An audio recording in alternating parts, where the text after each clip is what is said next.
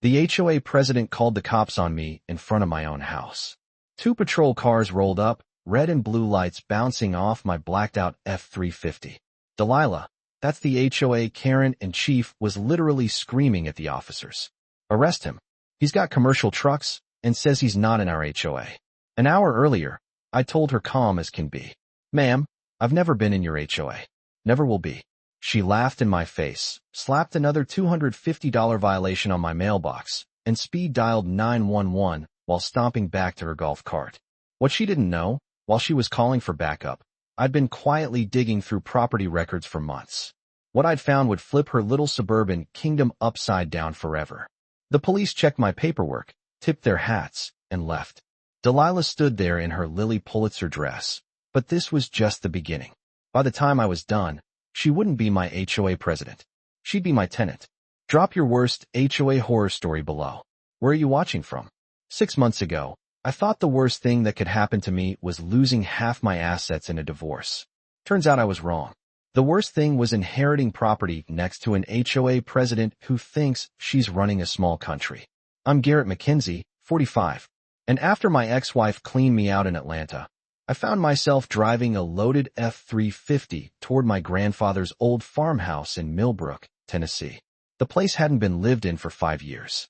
Peeling white paint, sagging porch, and a barn that smelled like decades of motor oil and hay.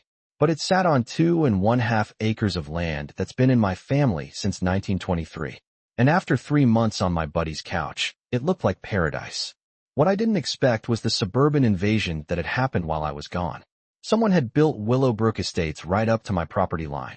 200 identical McMansions with fancy names like the Wellington and the Cambridge.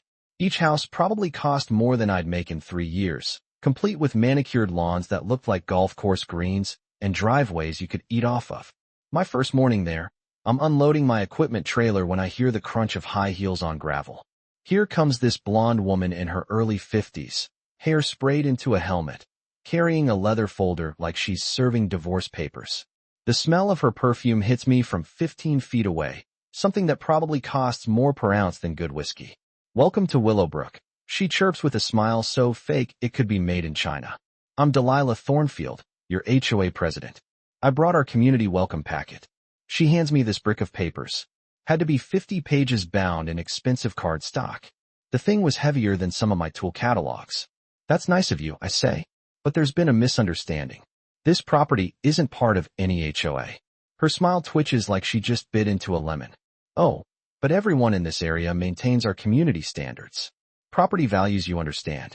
I glance around at her cookie-cutter paradise, then back at my grandfather's weathered farmhouse. Ma'am, this land predates your entire development by about 80 years. McKenzie family's been here since before your grandparents were born. That's when the Southern Belle Act crumbles faster than a house of cards in a hurricane. Mister, her voice drops 10 degrees. McKenzie. Garrett McKenzie. Mr. McKenzie. She says my name like it tastes bad. I don't think you grasp how things operate here. This is a premier neighborhood with standards. She points her manicured finger at my truck, my trailer. Rusty sniffing around the old tire swing. All of this needs immediate correction. Correction how? Commercial vehicles must be stored off property.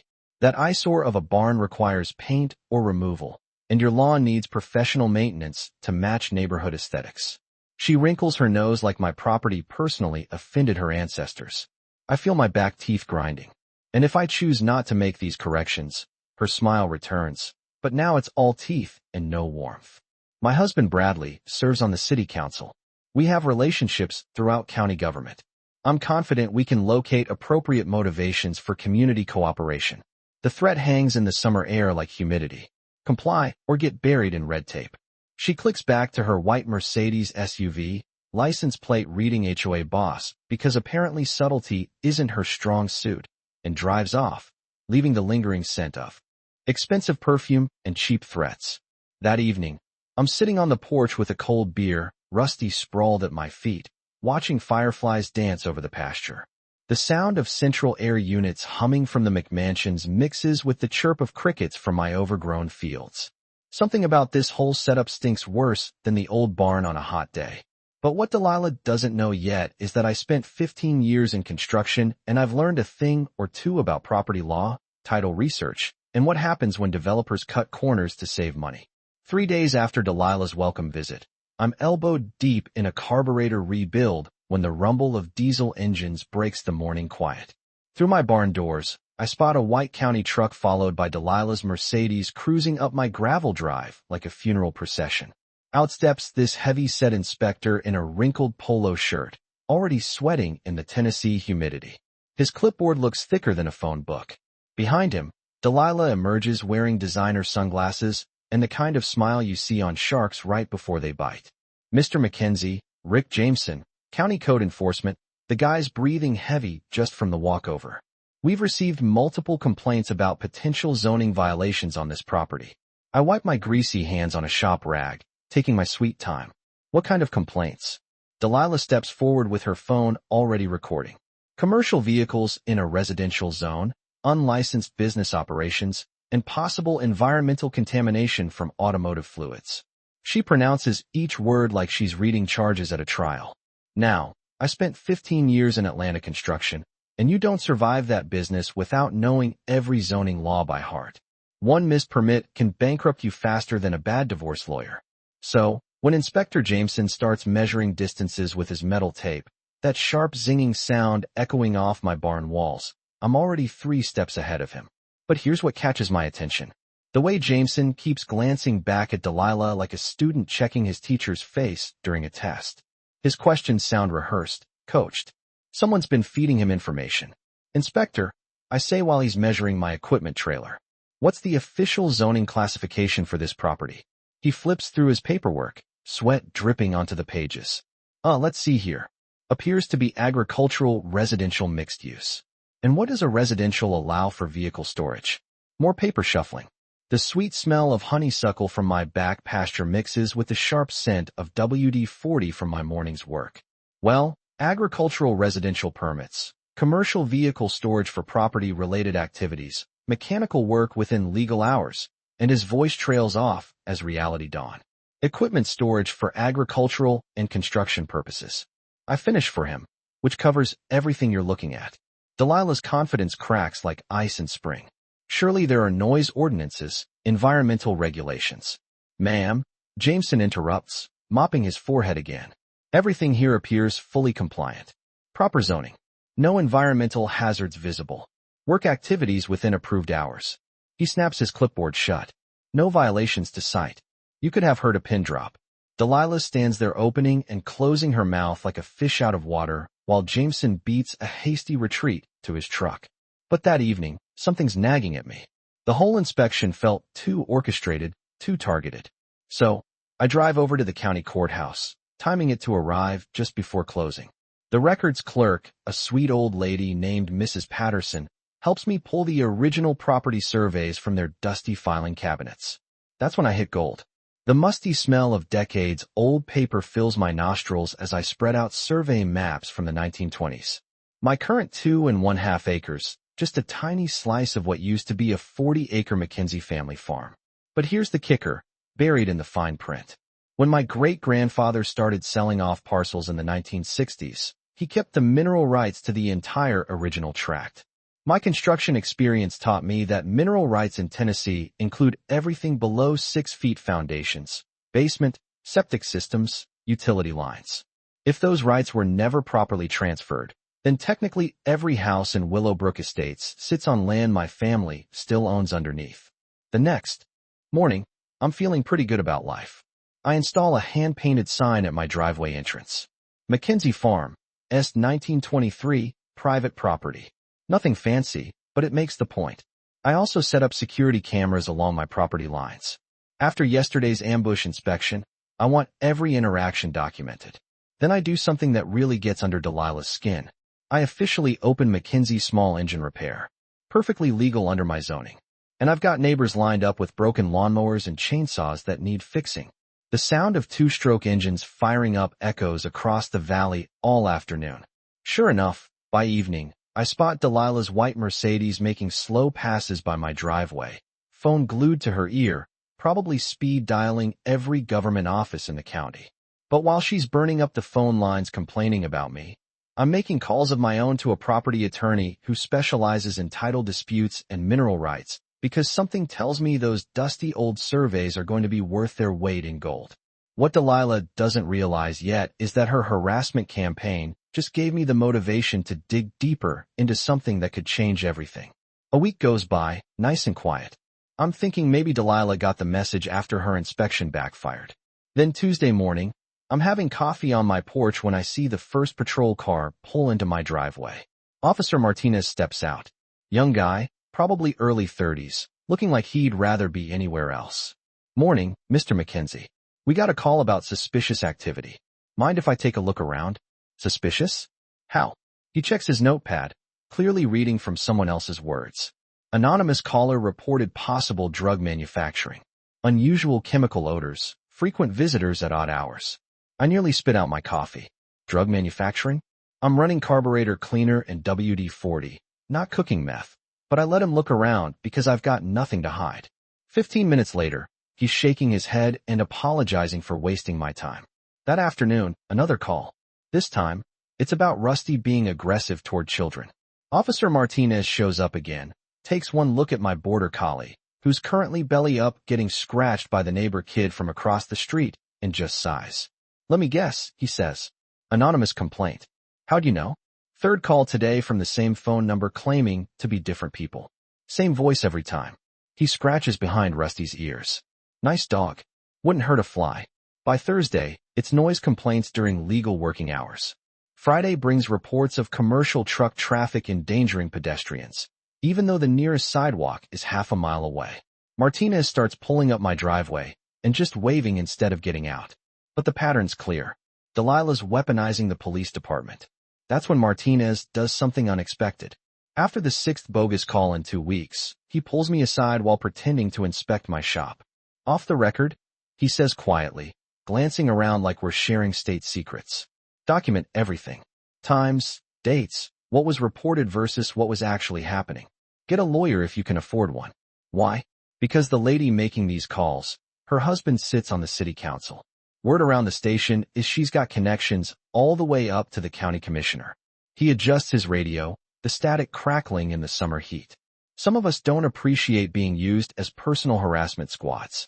That evening, I start a detailed log.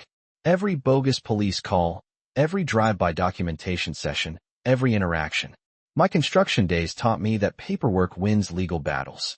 I once saw a contractor lose a $50,000 lawsuit because he couldn't prove when work was completed. But I'm also reaching out to folks in the neighborhood who seem friendly. Mrs. Finley from down the road brings me homemade cookies and some interesting gossip. Turns out I'm not Delilah's first target. She went after the Johnsons for having a vegetable garden. Mrs. Finley tells me, settling into my porch rocker with a plate of chocolate chip cookies still warm from the oven. Called it agricultural activity incompatible with residential aesthetics. Made them tear out 30 years of tomato plants. What about the Morrisons? Jake's motorcycle said it violated noise ordinances even though he only rode it to work and back. Delilah organized a petition to get his HOA privileges revoked. She shakes her head, gray hair catching the evening light. That boy served 2 tours in Afghanistan. Comes home to this. The picture's getting clearer. Delilah doesn't just hate nonconformity. She's got a pattern of targeting people who don't fit her suburban ideal. The Johnsons are an elderly black couple. Jake Morrison is a young veteran with PTSD who keeps to himself. And now me, a divorced contractor with work trucks. Next morning, I'm documenting Delilah's latest drive-a-bee photo session when Jake Morrison walks up my driveway. He's maybe 25, solid build, crew cut with the kind of calm intensity you see in guys who've been places and done things. Heard you're having trouble with the neighborhood watch committee? He says with a sardonic grin. That what we're calling it among other things. He nods toward Delilah's house, where we can see her telephoto lens glinting from an upstairs window. She's been documenting my suspicious activities for months. Apparently, working on my bike in my own garage qualifies as disturbing the peace. We shake hands. His grip has the roughness of someone who works with his tools, not just his mouth. Jake Morrison, combat engineer, currently employed as Delilah's least favorite neighbor. Garrett McKenzie, recent divorce, currently employed as professional thorn in Delilah's side. That's when Jake mentioned something interesting. You know, She's been measuring the distance from your property line to the road, taking photos with one of those surveyor's wheels. Why would she do that? Heard her telling someone on the phone that your driveway might be encroaching on county right-of-way. Something about forcing you to move your vehicles back. But here's what Jake doesn't know and what Delilah definitely doesn't know. When I pulled those property records last week, I had them verify my boundary lines, too. Turns out my property extends 3 feet further toward the road than anyone thought, including about 2 feet under Delilah's perfectly manicured front lawn. That night, I'm sitting on my porch with Jake, sharing a beer and watching Delilah's house. The smell of honeysuckle drifts across the evening air mixed with the distant hum of air conditioners working overtime against the heat. She's going to escalate, Jake says quietly. I'm counting on it. 2 weeks later, Delilah decides to go nuclear. I'm checking my mail when a guy in a cheap suit walks up my driveway carrying an envelope thick enough to choke a mule. Garrett McKenzie, you've been served. The letterhead reads Thornfield and Associates, attorneys at law. Apparently, Bradley's got his own law firm. The cease and desist letter is printed on paper so expensive it practically crinkles with arrogance. According to this masterpiece, my commercial activities are creating a nuisance that's causing irreparable harm to property values throughout Willowbrook Estates. They're threatening a $50,000 lawsuit for intentional interference with neighboring property values. The legal language is thick as molasses, but the message is crystal clear. Shut down or get buried in legal bills. That afternoon, I decide it's time to get serious about my property lines. I call Hendrick Surveying, same company that did the original Willowbrook development. When Bobby Hendricks shows up with his equipment, he's scratching his head before he even starts measuring. Something weird about this boundary setup, he tells me, squinting at his GPS unit. The original developer survey doesn't match county records. For 3 hours, Bob's out there with his transit and measuring chains, the metallic clink of his equipment mixing with the sound of cicadas buzzing in my oak trees. Meanwhile, Delilah's positioned herself in her front yard like she's watching a tennis match. Phone camera documenting every measurement. When Bobby finishes, he calls me over with the expression I can't quite read. Garrett, you need to see this. He spreads his survey map across my tailgate, the paper warm from sitting in the sun. Your property line runs here. He traces with his finger, which puts Mrs. Thornfield's decorative fence about 3 feet onto your land. You're kidding. Nope. And that garden shed that's sitting entirely on your property. He points toward Delilah's backyard, where a fancy storage building sits tucked behind some ornamental bushes. Been there maybe 5 years from the look of it. I can practically feel the gears clicking in my head. What about that flower bed along the front? Bobby checks his measurements again. Yep, her prize-winning roses growing in your dirt. This is what we call in construction a gotcha moment. For 2 months, Delilah's been harassing me about property standards while she's been trespassing on my land. The irony tastes sweeter than my grandmother's peach cobbler. That evening, I draft a certified letter to Delilah. Nothing fancy, just a polite notification that her fence, shed, and flower garden are encroaching on my property. Along with a 30-day notice to remove them, I include Bobby's official survey as evidence. The next morning brings a minor earthquake in suburbia. I'm drinking coffee on my porch when I hear Delilah's voice carrying across the morning air like a fire siren. She's standing in her yard, phone pressed to her ear, gesturing wildly at the survey stakes Bobby left behind. That's impossible. We had this surveyed when we bought the house. Her voice hits a pitch that could shatter glass. I don't care what his survey says. Get someone out here today. By noon, she's got her own surveyor out there, some nervous-looking guy who keeps checking and rechecking his measurements. The smell of fresh-cut grass from her lawn service mingles with exhaust from his truck as he packs up his equipment with a defeated expression. But Delilah is not done. That afternoon brings the most desperate move yet. She shows up at my door with what I can only describe as a bribe attempt. Mr. McKenzie, she says through gritted teeth that could cut steel. Perhaps we can reach a reasonable accommodation. The property line issue seems to be a simple misunderstanding. How's that? Well, clearly there are conflicting surveys. Rather than involve lawyers and courts, maybe you'd consider selling me a small strip of land to resolve the boundary dispute. She pulls out a folded check. I'm prepared to offer $15,000 for a 10-foot easement. 15 grand for land she's already been using for free and calling it an accommodation. This woman's got brass that could out a marching band.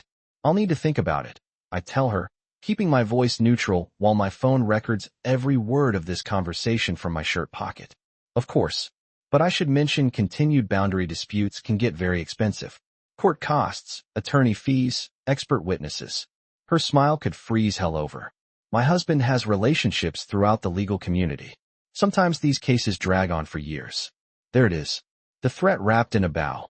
Pay me or face endless legal warfare. After she leaves, I call my new favorite person, Sarah Blackwood, the property attorney I found who specializes in boundary disputes and title issues. When I play her the recording of Delilah's accommodation offer, Sarah actually laughs. Congratulations, she says. She just handed you a slam dunk case for attempted extortion. But more importantly, that survey you commissioned, it's going to open up some very interesting questions about the entire Willowbrook development. That night, Jake Morrison stops by to help me install motion-activated lights along my actual property lines. The LED floods are bright enough to illuminate a football field and aim directly at the disputed areas. Think she'll notice? Jake asks, admiring our handiwork. Oh, she'll notice. Question is, what's she going to do about it? The next morning, I'm at the courthouse bright and early with Sarah Blackwood. She's maybe 40, sharp as a tack, with the kind of confidence that comes from winning cases other lawyers won't touch. We're diving deeper into those property records, and what we find makes my head spin. This is either the sloppiest title work I've ever seen or someone was cutting corners, Sarah says, spreading out documents across the records room table. The musty smell of old paper fills the air as she points to a survey from 2014. Look at this legal description versus the original 1960s deed. The more we dig, the worse it gets. Pinnacle Properties, the company that developed Willowbrook, apparently never bothered to do a complete title search. They bought surface development rights from various landowners, but missed some crucial details buried in the fine print of deeds going back 60 years. Here's the smoking gun, Sarah says, pulling out a faded document from 1962. When your great-grandfather started selling off parcels of the original Mackenzie farm, he explicitly retained all subsurface mineral rights to the entire 40-acre tract. She traces her finger along the property. Description. That means everything below 6 feet deep, foundations, basement, septic systems, utility lines, sits on land your family never sold.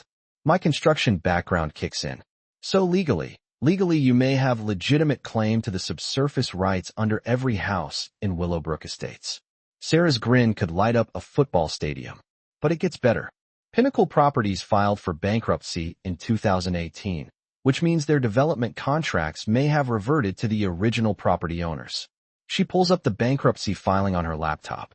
Look at this. They owed $2 million in unpaid contractor bills, had 3 EPA violations for improper wetland mitigation, and never completed the required environmental impact studies. What does that mean for the current homeowners? Technically, their property deeds may not be worth the paper they're printed on. The entire development was built on questionable legal foundation. Sarah leans back in her chair, clearly enjoying this puzzle. But here's the real kicker.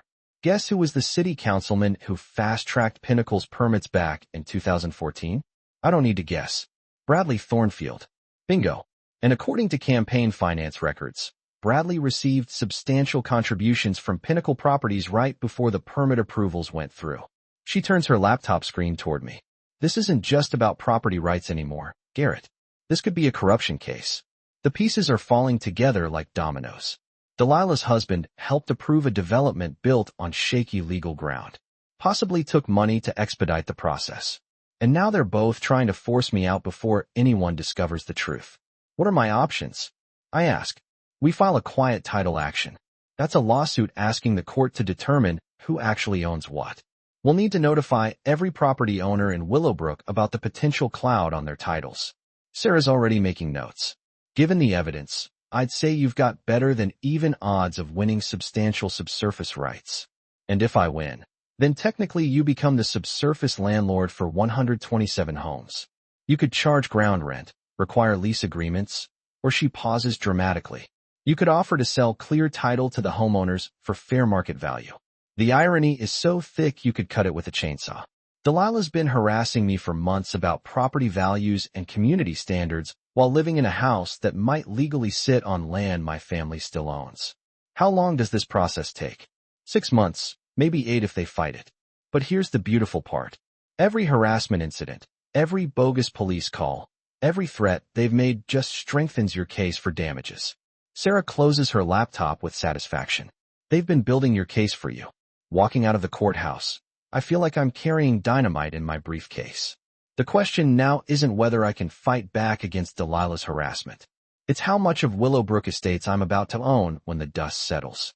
Time to start playing offense instead of defense. That afternoon, Sarah and I are back at my kitchen table.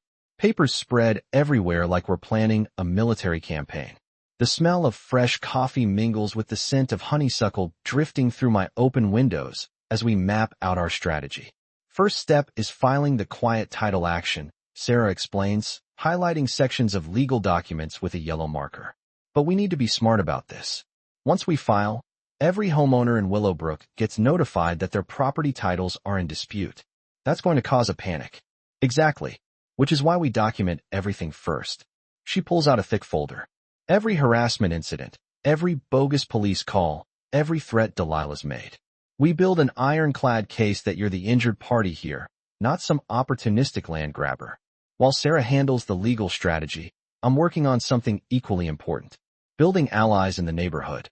That evening, Mrs. Finley stops by with another plate of cookies and some valuable intelligence. Delilah called an emergency HOA meeting for tomorrow night.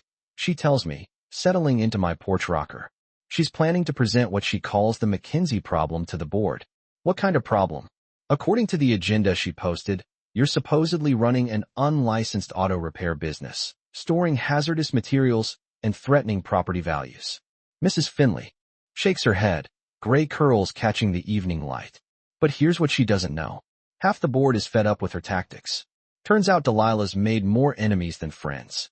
The Hendersons got cited for having the wrong shade of mailbox. The Patels were fined for parking their hybrid in the driveway instead of the garage. Even the Williams who've lived here since the development opened got violation notices for their vegetable garden. People are tired of living under a microscope. Mrs. Finley explains some of us have been quietly organizing. Yes, Jake Morrison confirms this when he stops by later. There's definitely a resistance movement brewing. Problem is, most folks are scared to speak up because of Bradley's political connections. What if they knew those connections might not matter much longer? Jake raises an eyebrow. You got something cooking? I can't reveal the legal strategy yet, but I can prepare the groundwork. Over the next few days, I start offering free small engine repairs to anyone who needs them. Word spreads quickly in a neighborhood where most people pay premium prices for lawn care services. By week's end, I fixed mowers for the Johnsons, the Finleys, and 3 other families. Each conversation reveals more of Delilah's pattern of harassment, targeting anyone who doesn't fit her suburban ideal. The stories would make your blood boil. Elderly folks intimidated, veterans hassled, minorities singled out for violations that white neighbors get away with. But I'm also learning something else important. Most of these families love their homes and invested their life savings in Willowbrook. The last thing they want is a legal battle that could cloud their property titles. This whole situation needs to be handled delicately. Meanwhile, Sarah's burning the midnight oil. Researching similar cases, she discovers that quiet title actions involving mineral rights are more common than you'd think, especially in Tennessee, where coal and mineral extraction shaped property law for decades. Here's the precedent we need, she tells me, pointing to a 1987 case. Family in East Tennessee won subsurface rights to an entire subdivision because the developer failed to properly acquire mineral rights from the original landowners. Court awarded them ground lease payments going back to the development's construction. The legal principle is called adverse possession in reverse. Instead of someone claiming your land by using it, you're reclaiming land that was never properly transferred in the first place. One crucial detail: Tennessee law requires property owners to actively assert their rights within a reasonable time frame after discovering the violation. That's why Delilah's harassment actually helps us, Sarah explains over Chinese takeout containers in my kitchen. Every documented incident proves you've been actively asserting your property rights since moving here. You're not some opportunistic outsider. You're a property owner defending legitimate claims. By Friday, I've got everything in place. Security cameras document every interaction. Detailed logs record every harassment incident. And a growing network of neighbors supports my version of events. More importantly, I've got rock-solid legal grounds for the quiet title claim. That evening, Jake and Mrs. Finley helped me organize what I'm calling a community information session for Sunday afternoon. Nothing formal, just neighbors gathering to discuss property rights and community standards. We're careful not to mention the legal action. That bombshell needs to drop at exactly the right moment. Think people will show up? Jake asks as we set up folding chairs in my barn. Oh, they'll show up. Question is whether they'll still be talking to me after they hear what I've discovered. Saturday night, I'm sitting on my porch with Rusty, watching lights come on in houses across Willowbrook Estates. Each one represents a family who thinks they own their piece of the American dream. Tomorrow, I'm going to tell them their dream might be built on someone else's land. The irony tastes bitter as black coffee. Delilah wanted to run me out of the neighborhood to protect property values. Instead, she's about to learn that harassing the wrong neighbor can cost a lot more than hurt feelings. Sunday afternoon arrives with the kind of oppressive heat that makes smart folks stay indoors. But my barn is packed. Maybe 30 neighbors plus a few faces I don't recognize. The smell of fresh hay mixed with motor oil creates an odd backdrop for what's about to become the most explosive community meeting in Willowbrook's history. I'm halfway through explaining property rights basics when Delilah makes her grand entrance. She sweeps through the barn doors like she owns the place, followed by 2 local news reporters and a cameraman. Apparently, someone tipped off Channel 7 about a neighborhood property dispute threatening home values. Ladies and gentlemen, she announces in her best pageant voice, I apologize for interrupting this gathering, but as your elected HOA president, I feel obligated to address the misinformation being spread about our community. The reporter, a young woman with perfectly styled hair and a microphone that probably costs more than my truck payment, immediately focuses on Delilah.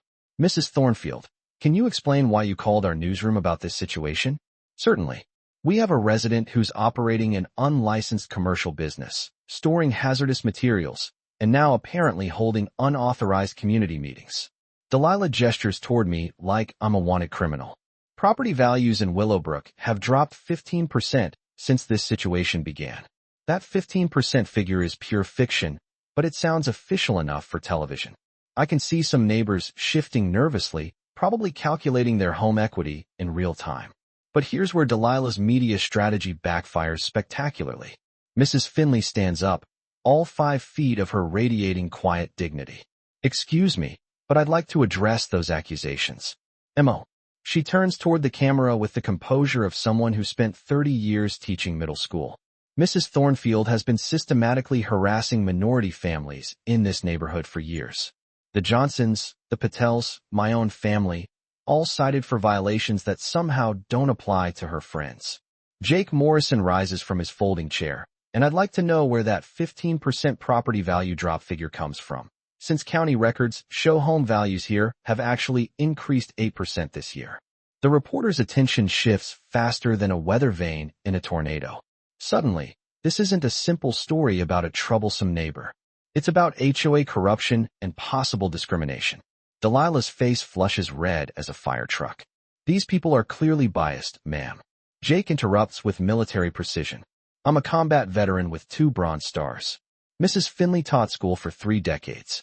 What exactly makes us biased? That's when the cameraman spots something interesting.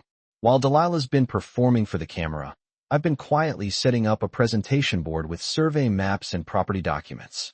The camera swings toward me as I start explaining the boundary dispute. For the record, I tell the reporter, Mrs. Thornfield's decorative fence sits 3 feet onto my property, and her garden shed is entirely on land she doesn't own.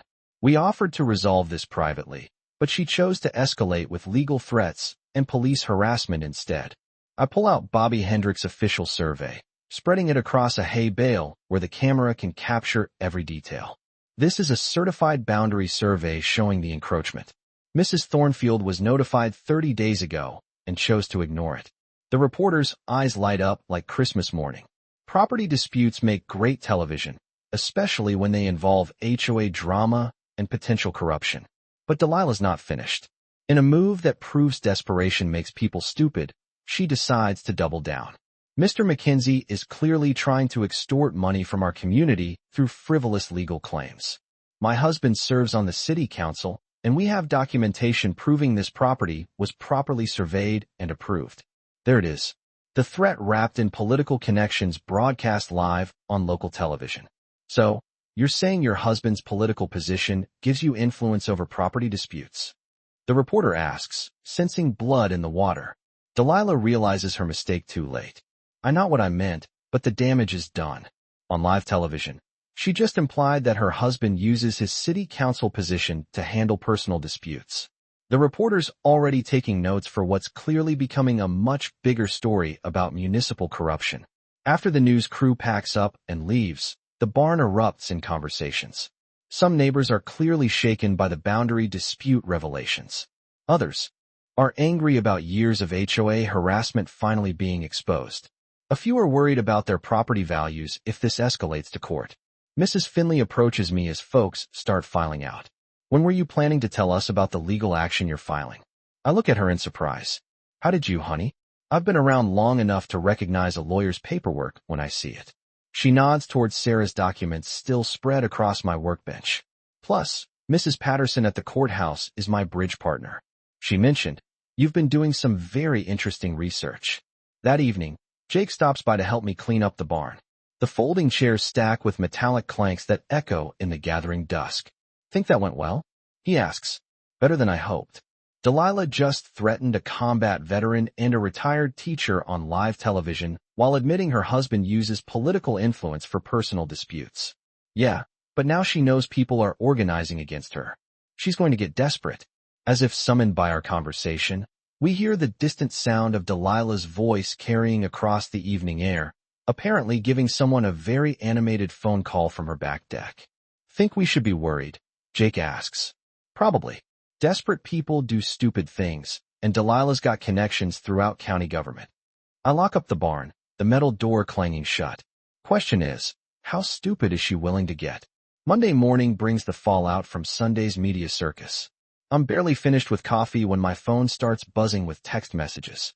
Apparently, Channel 7's story about HOA corruption and property disputes in Millbrook County aired during the morning news. By noon, I've got reporters from 3 different outlets calling for interviews. But more importantly, I've got angry calls from neighbors who just learned their property titles might be in question. Is it true our house might be sitting on land you own? It's Bob Henderson, voice tight with stress. Because if our deed isn't valid, we could lose everything we've invested here. This is exactly what I was worried about. Innocent families getting caught in legal crossfire because some developer cut corners 15 years ago. I spend most of Monday returning calls trying to reassure folks that any resolution would protect existing homeowners. But while I'm playing defense with worried neighbors, Delilah's playing offense with her political connections. Tuesday morning, I'm welding a cracked trailer hitch when 3 black SUVs roll up my driveway like a presidential motorcade.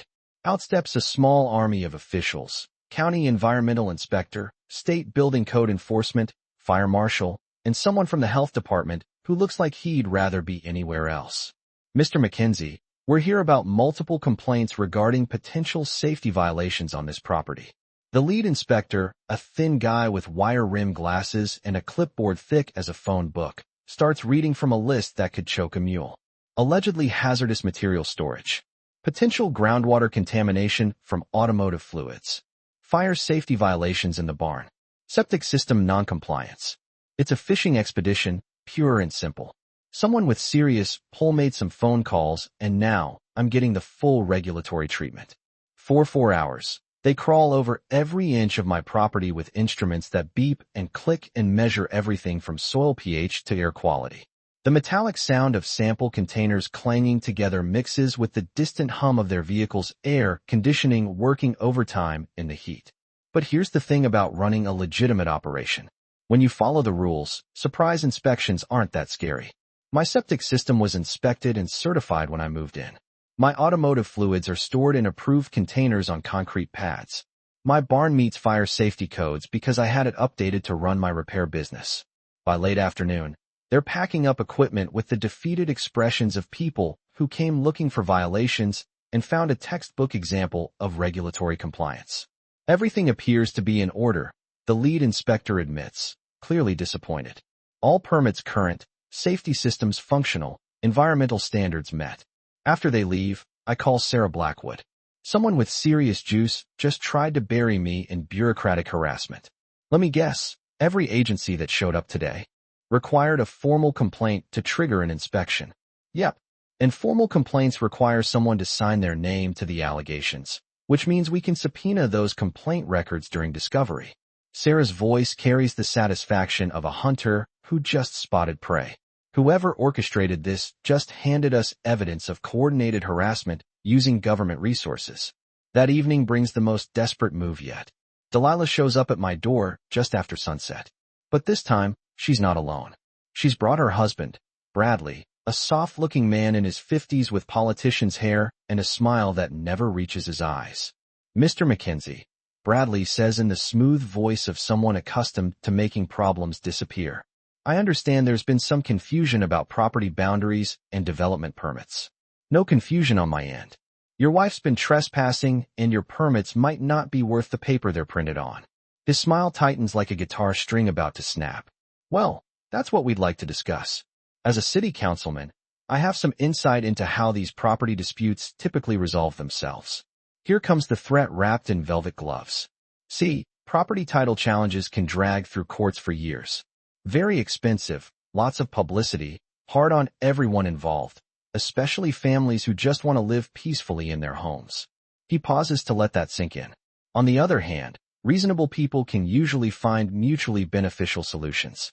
Delilah jumps in with barely contained desperation. We're prepared to offer you a very generous settlement. $50,000 to withdraw any legal claims and sign a boundary agreement recognizing existing property lines. 50 grand to make this all go away. Not bad money. Except it's chump change compared to what I might win in court. More importantly, it would leave all my neighbors vulnerable to future harassment from these two. And if I'm not feeling reasonable, I ask. Bradley's political mask slips, just a little. Then you might find that county government has a very long memory for troublemakers. Permit applications get delayed. Inspections become more frequent. Business licenses face unexpected scrutiny. He straightens his tie with manicured fingers. I'd hate to see a newcomer struggle unnecessarily with bureaucratic complications. There it is. Naked political corruption offered like a casual conversation topic. These people are so used to buying their way out of problems. They can't imagine anyone saying no. What they don't know is that my phone's been recording this entire conversation from my shirt pocket. I appreciate the offer, I tell them, but I think I'll take my chances with the legal system. After they leave, I sit on my porch, watching their Mercedes disappear down the driveway, red tail lights fading into the gathering darkness. The smell of honeysuckle hangs heavy in the humid air, mixed with the distant sound of air conditioners humming from their subdivision. Tomorrow, Sarah files the quiet title action. After that, there's no going back for any of us. 3 weeks later, the Willowbrook HOA holds its monthly meeting in the community clubhouse. Normally, these gatherings attract maybe a dozen residents discussing lawn care schedules and pool maintenance. Tonight, the parking lot looks like Black Friday at the mall.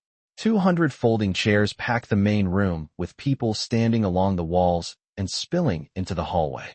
Local news crews have set up cameras near the front, their bright lights making the whole scene feel like a court trial. The air conditioning struggles against the crowd, creating a humid tension you could cut with a knife. Sarah and I sit in the back row, thick legal folders in our laps like loaded weapons. The quiet title action was filed yesterday, which means every property owner in Willowbrook received certified mail explaining that their land titles are now in legal dispute. You can imagine how well that went over. Delilah takes the podium wearing her best political smile, but I can see stress cracks around her eyes. Good evening, neighbors. I know many of you have questions about the recent legal situation affecting our community. Questions? Shouts someone from the middle of the crowd. Lady, my mortgage company is demanding title insurance verification because of this lawsuit. The room erupts in angry voices. Property owners demanding answers. Younger families worried about refinancing. Retirees whose home equity represents their entire nest egg. The sound builds like an approaching thunderstorm. Please, everyone, let me explain. Delilah tries to regain control, but the crowd isn't having it. Mrs. Finley stands up near the front, her teacher's voice cutting through the chaos. Mrs. Thornfield, Perhaps you could start by explaining why you've been harassing Mr. McKenzie for months instead of addressing the actual property title issues. That's when Bradley Thornfield makes his entrance, sliding through the crowd like a politician working a campaign rally. He whispers something in Delilah's ear, then takes the microphone. Folks, I'm Bradley Thornfield, your city councilman and Delilah's husband. What we have here is a frivolous lawsuit from a disgruntled neighbor trying to extort money from hard-working families. The crowd murmurs uncertainly. Bradley's got that political polish that makes complicated problems sound simple. Mr. McKenzie moved here 6 months ago and immediately began causing problems. Unlicensed business operations, property maintenance violations, harassment of neighbors through bogus boundary claims. He points toward me like a prosecutor identifying the defendant. Now he's using our legal system to terrorize families with baseless property title challenges. That's my cue. I stand up slowly, Sarah's legal folders in my hands. Mr. Thornfield, since you mentioned baseless claims, would you like to explain why Pinnacle Properties received fast-track permit approval in 2014, right after making substantial campaign contributions to your election fund? The room goes dead silent. You could hear a pin drop on the carpeted floor. Bradley's political smile freezes like ice water. That's completely inappropriate. Or maybe, I continue walking toward the front of the room. You'd like to explain why the environmental impact studies required for this development were never actually completed. Sarah joins me, spreading documents across a nearby table where the news cameras can capture every page. Ladies and gentlemen, what we've discovered is that this entire subdivision was built on fraudulent permits and incomplete title transfers. The crowd's attention shifts like iron filings following a magnet. Suddenly, this isn't about one troublemaker. It's about whether their entire neighborhood was legally constructed. The original developer, Pinnacle Properties, never properly acquired subsurface mineral rights to this land. Sarah explains in her clear attorney voice. They filed for bankruptcy in 2018, which means their development contracts may have reverted to the original property owners. What does that mean for us? Someone shouts from the back. It means, I say, opening the thick folder of evidence, that every foundation, basement, and septic system in Willowbrook may be sitting on land that was never legally transferred to your property deeds.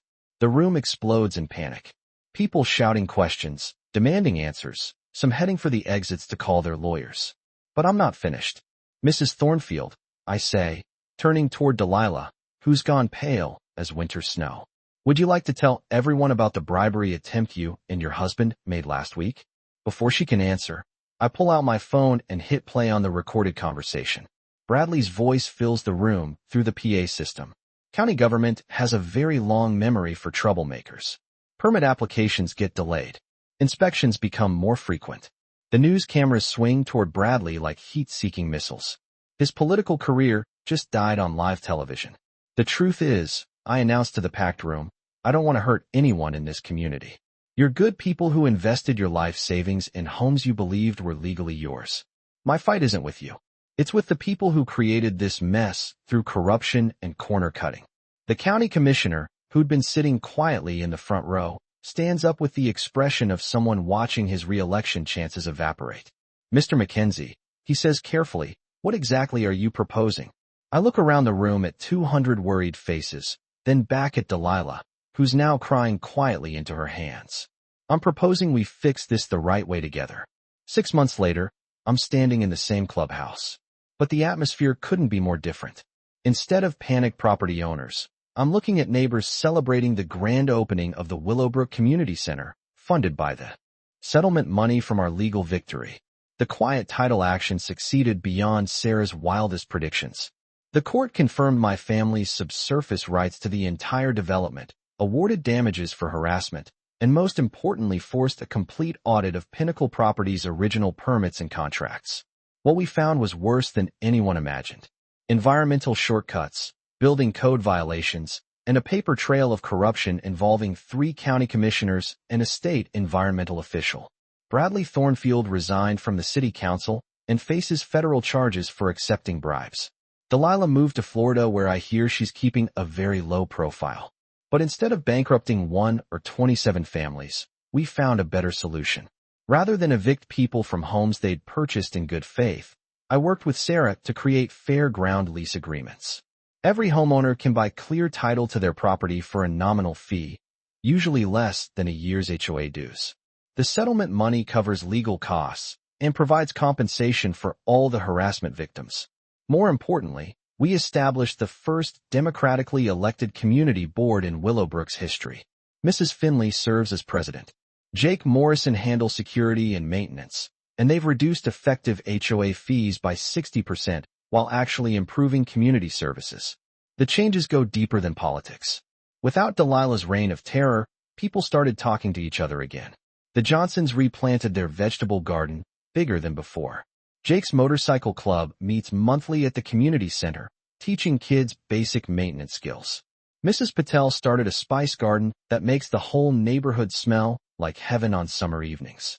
My small engine repair business is thriving, but I've expanded into something more meaningful.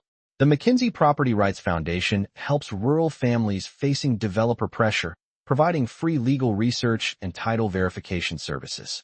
We've already prevented 3 similar situations from exploding into full legal battles. Sarah Blackwood joined our board of directors and handles the complex cases. Turns out there are a lot of developers who cut corners on title work, counting on homeowners being too scared or poor to challenge them in court. Personal healing came slower but deeper. That librarian who helped with my property research, her name's Emma, and she's sitting on my front porch right now, reading while Rusty sleeps at her feet. Turns out quiet evenings and honest conversation can heal wounds that money and lawyers can't touch. The property where this all started looks different, too. I kept the old farmhouse, but added a modern workshop behind the barn. The sign at the driveway entrance reads McKinsey Farmish 1923 Community Welcome, and people actually stop by just to chat about old times and new projects. Every summer we host the Willowbrook Heritage Festival, celebrating the land's history from farming community to modern neighborhood. Kids learn about agriculture, adults share stories, and everyone remembers that communities work best when people cooperate instead of trying to control each other. The legal lessons from this case spread beyond our little corner of Tennessee.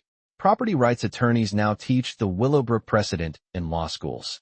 Always verify title history before purchasing property. Developers sometimes promise more than they own. Always document harassment. Evidence wins cases. And never underestimate the power of ordinary people standing up to bullies with political connections. But the most important lesson isn't legal. It's human. When you treat people with respect and honesty, most of them return the favor. When you stand up for what's right, others find the courage to stand with you. And sometimes the best revenge against someone trying to destroy your community is building something better in its place. Last week, I got a letter from Delilah, a short note apologizing for the harassment and admitting she let fear and pride override common sense. She's working as a real estate agent in Pensacola, apparently helping buyers verify property titles and avoid the kind of mess she helped create here.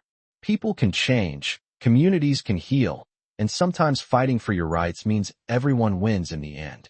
So, here's my question for you. Have you ever dealt with an HOA nightmare, property dispute, or neighbor from hell? Drop your story in the comments below. I read every single one, and you never know when your experience might help someone else facing a similar battle. And if this story resonated with you, hit that subscribe button for more David versus Goliath property battles, where the little guy wins through preparation, persistence, and community support.